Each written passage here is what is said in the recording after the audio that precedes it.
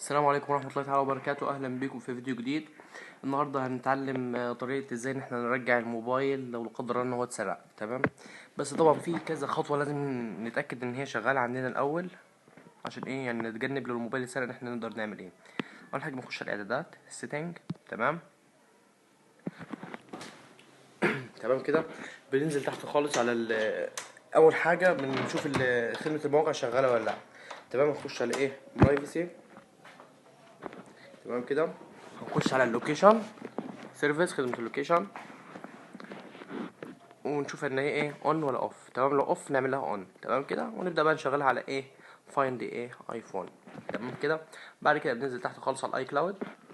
تمام، وبننزل تحت خالص نتاكد ان فايند ماي ايفون يعني او ماي ايباد تكون اون. طبعا هنا نعمل لها اوف وكده عشان مش الاي كلاود بتاعي وده. تمام.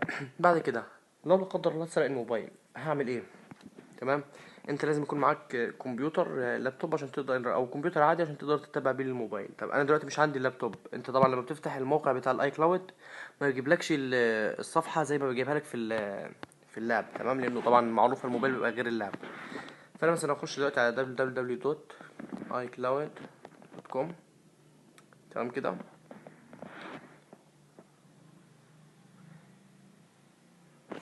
هدوس على ايه يعني. بصوا كده، لما بيجيب لي الصفحه بيجيبها لي ايه صفحه عاديه يعني كاني فاتح من موبايل. فانا هعمل ايه؟ دوس على الثلاث نقط دول، بس انا اول ما تظهر عشان اوريها لكم.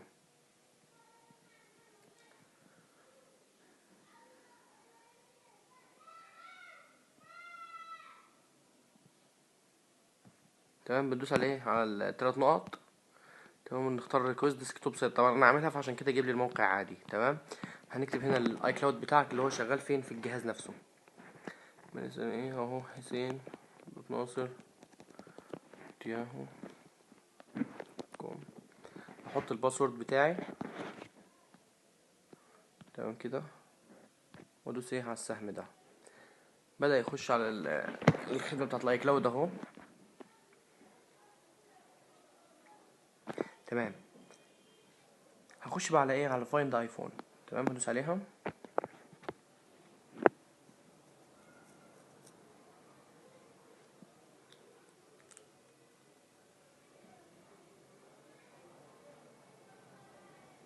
طبعا بس بعتذر ان الموقع نفسه بيبقى تقيل يعني من كتر الضغط على الموقع بتاع اي كلاود فبيبقى تقيل جدا. تمام، هو فتح معايا بيبدأ بقى ايه يحمل لي اللوكيشن بتاع الخريطة نفسها. يعني الخريطة بيبقى بيعمل لها ابديت وكده لحد ما يحدد ايه الموبايلات والاجهزة. هنا بدوس على اول ديفايس دي، بختار الموبايل اللي هو اتسرق. يعني لو لا قدر الله الموبايل مسروق هختاره. معلش ريلود.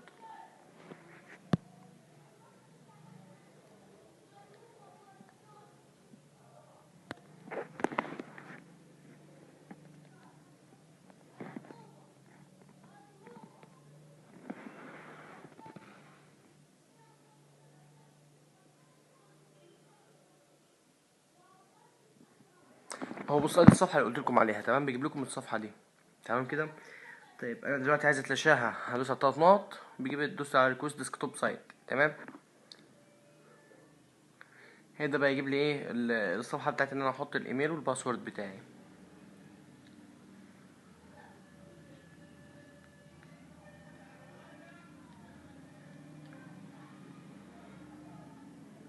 هكتب الايميل تاني معلش.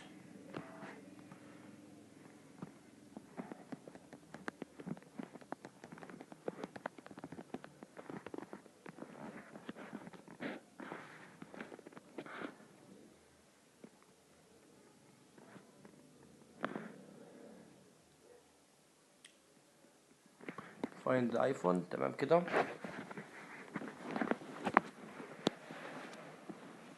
بيبدا بقى يحدد لي ايه المكان بتاع الموبايل. تمام كده.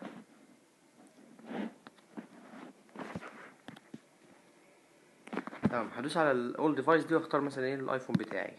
تمام، طبعا لازم الموبايل يكون ايه متصل بالانترنت. دلوقتي الموبايل بتاعنا بس فاصل شحن فمش متصل بالانترنت. هعمل ايه؟ هدوس على كلمه لوست مود. تمام، ان انا اعمل له ايه يعني. بصوا كده، لو دوست على بلاي ساوند، لو انا دلوقتي قاعد في مكان وشاكك ان اللي معايا حد منهم خد الموبايل بتاعي، هدوس على بلاي ساوند هيعمل صوت. الموبايل هيبدا يعمل صوت. تمام كده. طيب انا عايز امسح كل حاجه على الموبايل، هدوس على ايريس ايفون. تمام. اول ما بدوس عليها بيبدا ايه يعمل بقى ايه، يعني ريستور للايفون كامل. ريستور ما بيخليش فيه اي حاجه نهائي، ولا حتى باسورد ولا صوره ولا اي حاجه. تمام. دلوقتي عايز اعمل لوست مود، بدوس عليها. تمام كده. بيقول لي حط نمبر، احط رقم اللي هو هيظهر على الشاشه، عشان هو الشخص ده حب ان هو ايه، مثلا يبيع الموبايل يعمل اي حاجه، فاكون انا حاطط النمبر بتاعي. تمام. وليكن مثلا ايه اهو 0 11 2 1 4 1 7 3 9. تمام. هدوس نيكست. تمام. هنا هحط الرساله اللي انا عايزها، مثلا اكتب ايه، مثلا ايه، هذا الموبايل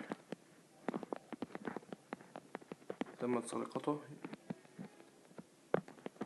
يرجى الاتصال بيه، ودوس دن. تمام كده.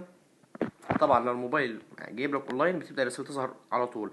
هنا بيقول لك ايه، ذيس ايفون ايه ويل جو انتو لوست مود، يعني في الموبايل ده هيخش في وضع لوست مود لما ايه، لما يتصل بالانترنت. تمام كده.